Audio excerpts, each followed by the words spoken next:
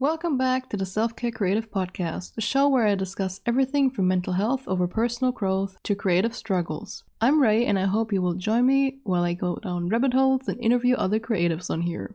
Follow and review the podcast to support the show, and let's get into today's episode.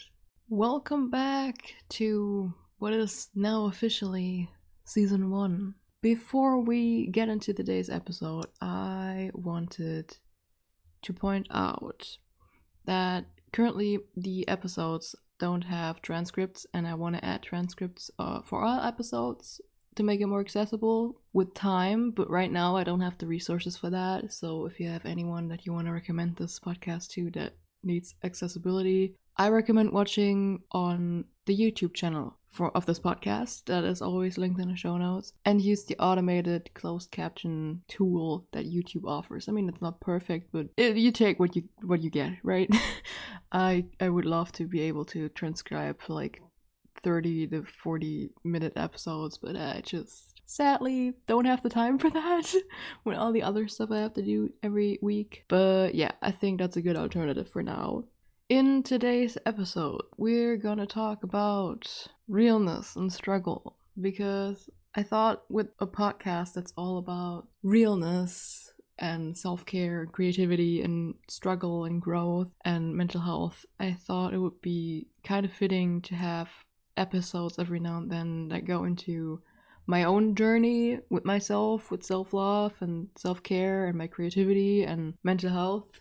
And I mean, I already shared in the first episode of the podcast my struggles that I had over the last 7 years-ish, and I feel like I want to make these episodes like at least once per season, and that's what I want to talk about today. My struggles and how these struggles will look by the next season. That's going to be very interesting to look at. It's also going to be very interesting in the future to probably listen back to this episode. Let's get into my struggles a little bit. The first thing that I struggle with and that I currently work on is emotional codependency. It's actually very common, but it's very weird to say this out loud because like it's not common to actually say that you struggle with emotional codependency. I don't have this in a sense that gets like used as an example a lot in psychology. How do I explain this? A lot of times codependency can end up in very unhealthy relationships and in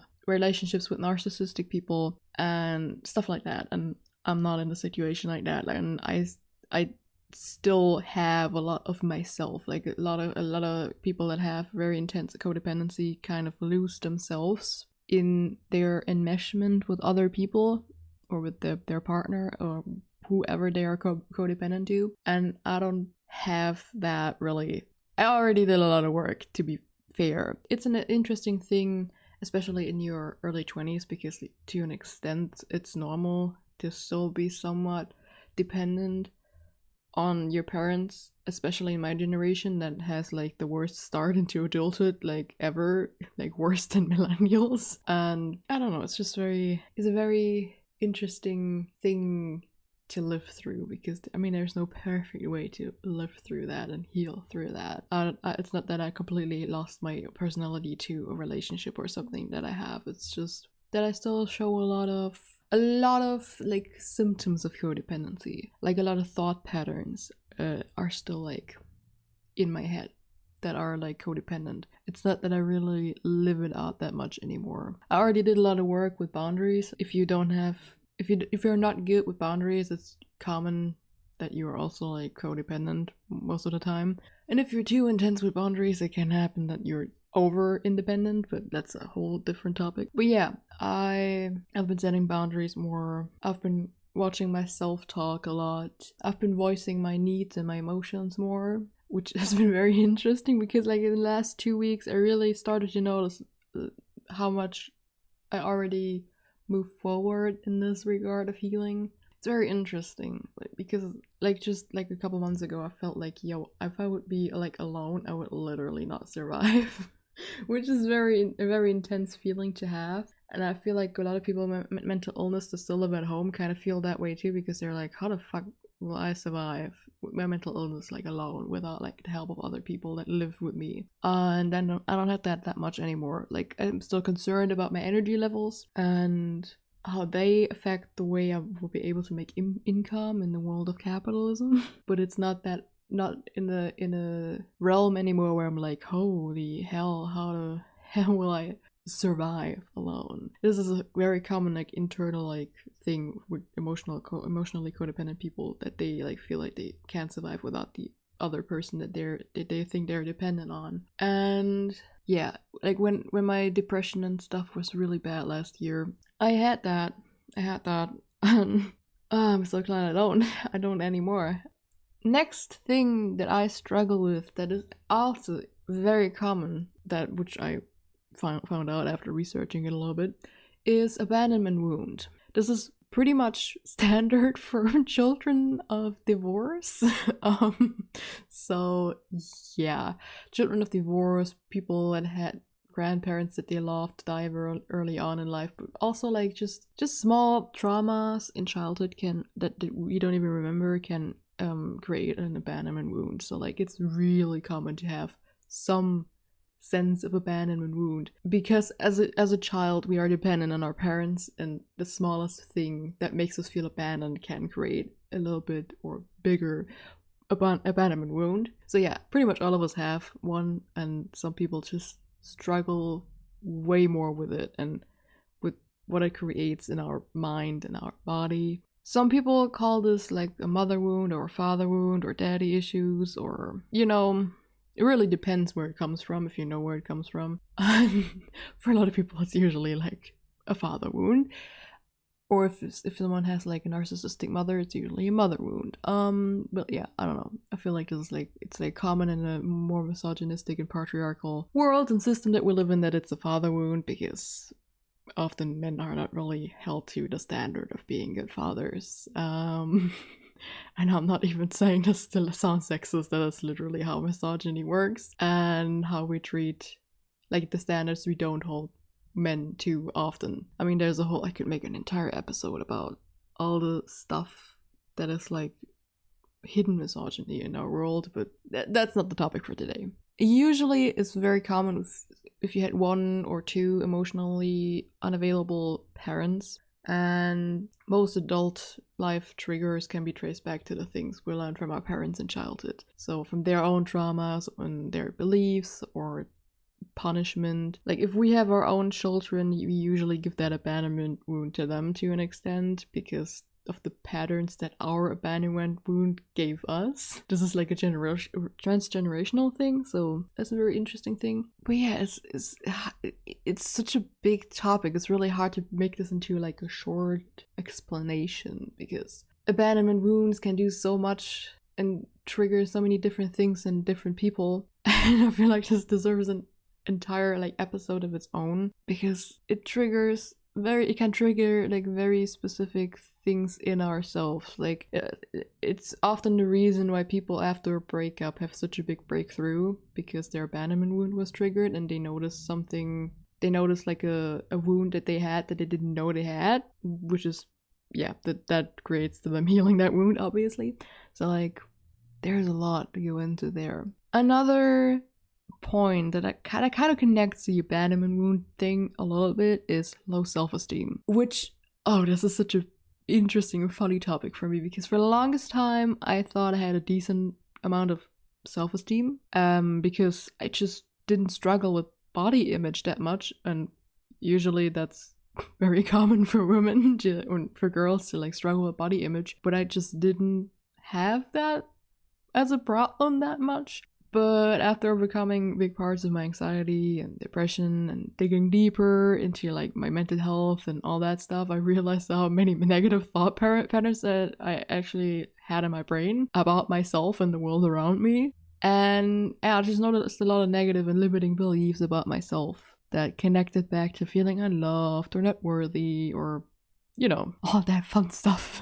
I mean, we all have negative and limiting beliefs, especially in our society, because a lot of limiting beliefs are fed to us pretty much. But it was a very interesting thing to learn that I actually don't have that good of a self-esteem, because I went my entire life thinking I did have good self-esteem because I was simply doing a little bit better than the people around me when it came to like body image and like the common things that, like, you know, like I just didn't voice or feel the way other people voiced their low self-esteem. And now looking at it, a lot of these people voiced it, and but otherwise we're good at like covering it up. And I like, it's weird how the world around us forms us, because I was like, now looking back, I'm like, I didn't have body image issues back then or any low self-esteem on an intense level, but I feel like when I was diagnosed with anxiety disorder, that actually kind of changed more in that moment of my life.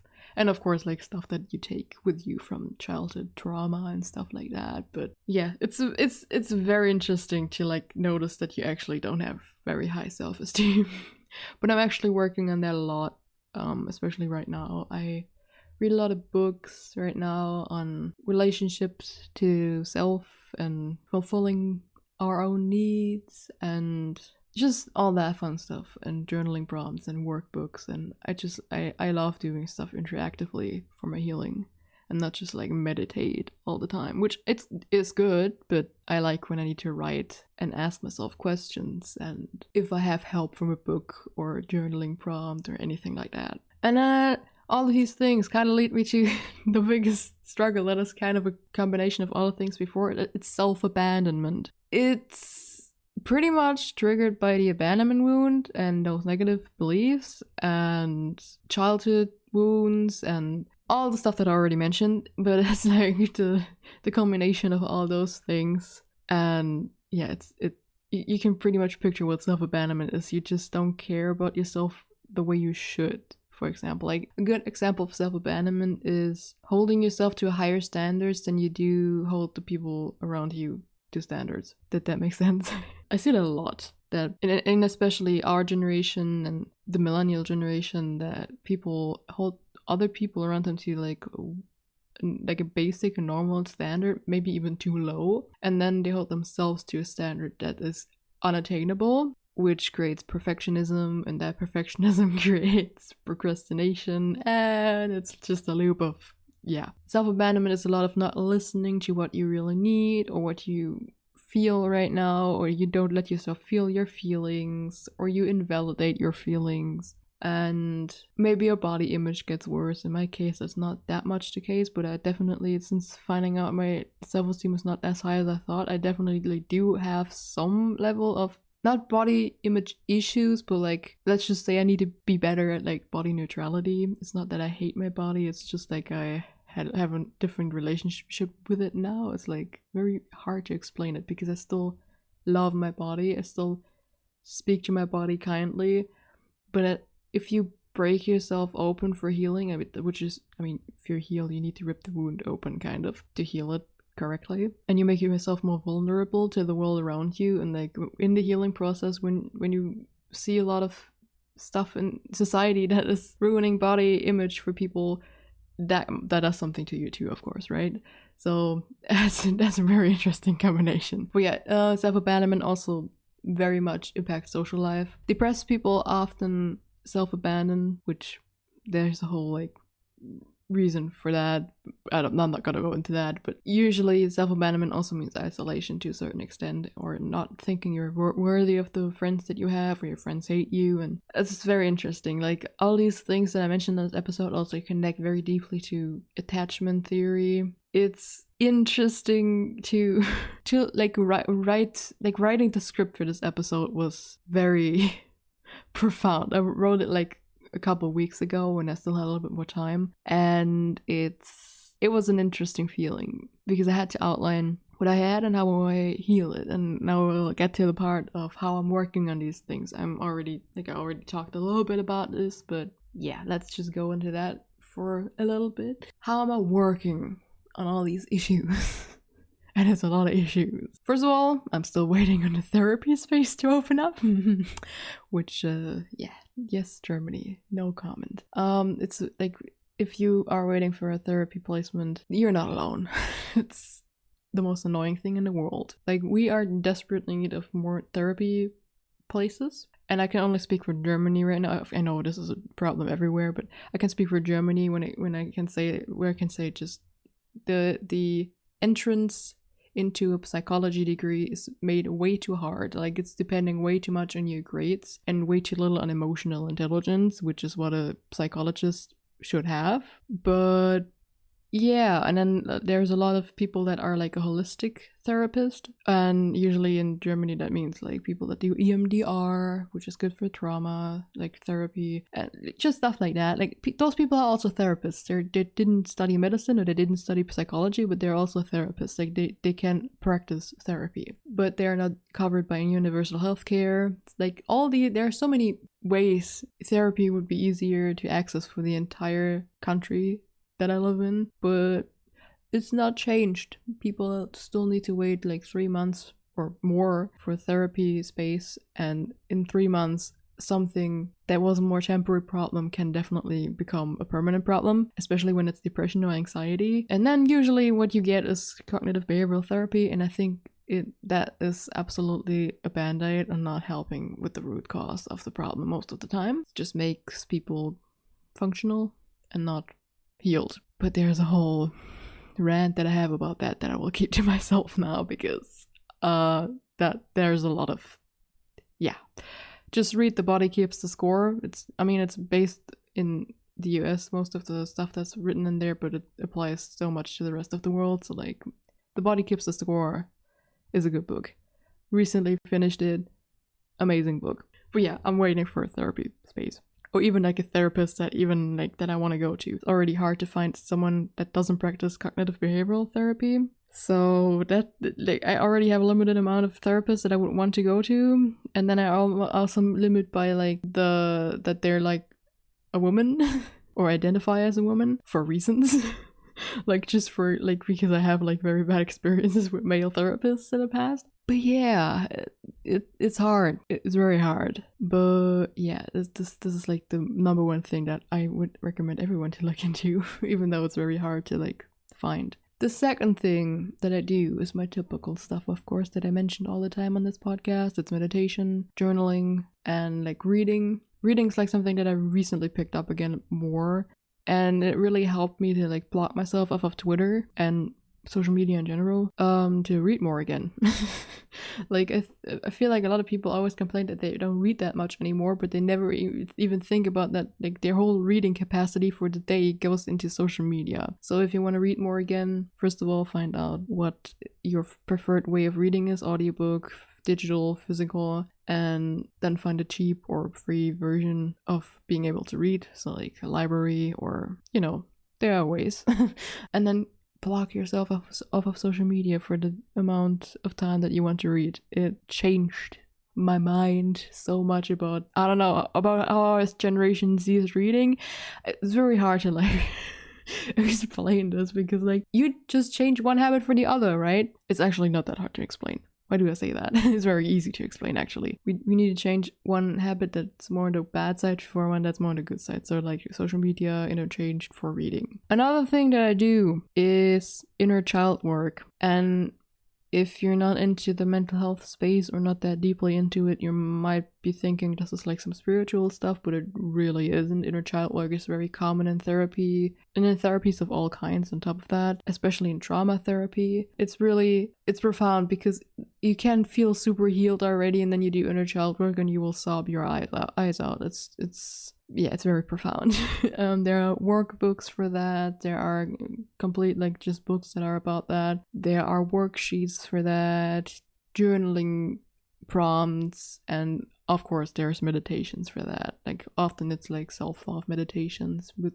inner child work. And let me tell you, I don't know how many times I cried when I did meditations like that, because sometimes we need to hug ourselves, and we don't even need to do it physically when we meditate. It's just like imagining to hug ourselves or a smaller self. It's hard to describe to someone if they haven't done that already.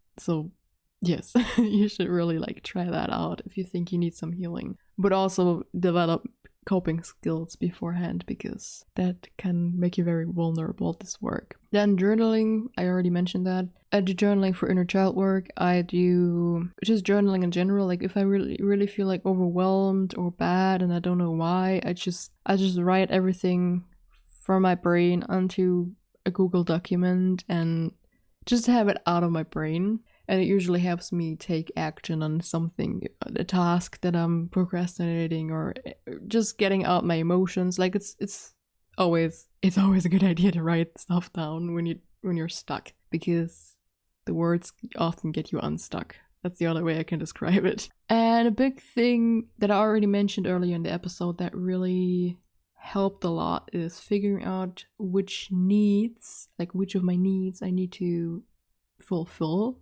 That is something that is, I feel like, not taught enough in CBT, cognitive behavioral therapy. Sometimes you really just need a sheet of words in front of you and to figure out what your mind and your body currently needs. Like, I don't know. I've learned to like just ask myself or my inner child like what it needs right now, and then usually I get an answer from myself like intuitively. I'm currently in the process of making a freebie for my website with needs that people can use to like figure out what they currently need. And just looking at them, sometimes it's like, oh, this is actually what I need right now. And all of this builds self-trust, because you can trust yourself more and more that you can like fulfill your own needs, and that you can point out what's wrong currently, or not wrong, but what's off in your body, on your mind. So that's like a very big part in healing, just to recognize your needs and how you can like heal yourself that way, like by fulfilling your needs or by asking for help. This is also a big thing. The opposite of codependency is hyper independency, which is when people want to fulfill all of their needs by themselves, which is also not healthy. We need interdependence. Some things we need help with. You need a hug every now and then, which especially in the pandemic has been hard. So I'm very afraid that at the end of the pandemic, a lot of people will be hyper independent and don't want to depend on others at all anymore, which is also not very healthy. But that's the whole thing that I would love to like research a little bit more on my own. Another thing that's also very crucial in a part of self-care that's not talked about enough, is setting boundaries with yourself and with others. So like, boundaries are always very hard to explain, because any person has any amount of boundaries that they held in and want to be held in. Boundaries with yourself could be having a set sleeping schedule,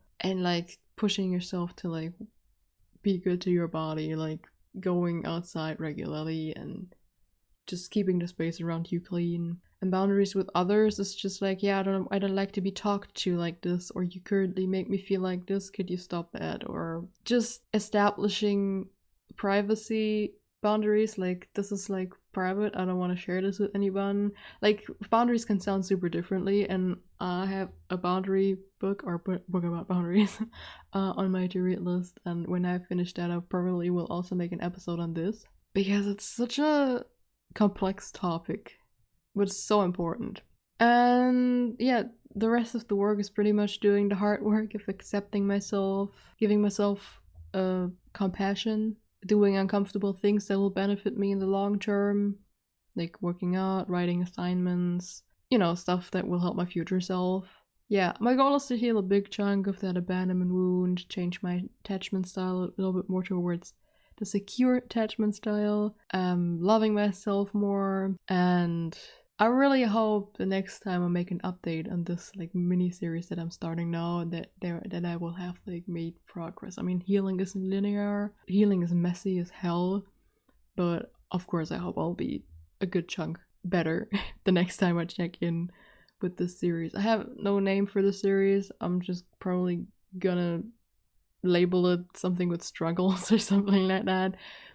But yeah, healing, we're all healing. I'm especially healing right now. Self-love journey. A lot of this has to do with self-love at the end of the day, just self-love journey. I feel like that's pretty much all I have to say about this topic. I wanted to mention that the first 5 to 10 episodes in this season will be solo episodes and no interviews, because I was so concentrated on healing and on studying. Like the entire months of like April and May were just studying pure. I didn't have time to like email people and ask them to be on the podcast, so that will happen as soon as I got enough rest and have the capacity to like write all types of messages and emails with people and organize days to talk to them and stuff like that, and like research these people a little bit deeper to ask better questions. You know what I mean? All that. You wanna be a good interviewer that knows a little bit, right? I don't just want to go into it like with standard questions every time. So you can be excited for that sooner or later. Well, probably later in the season, like I said. But even the solo episodes that I planned out are all pretty good, if I do say so myself. I already planned out like 6 of them, I think. But until the next episode, I hope you stay safe and you self-care. Bye!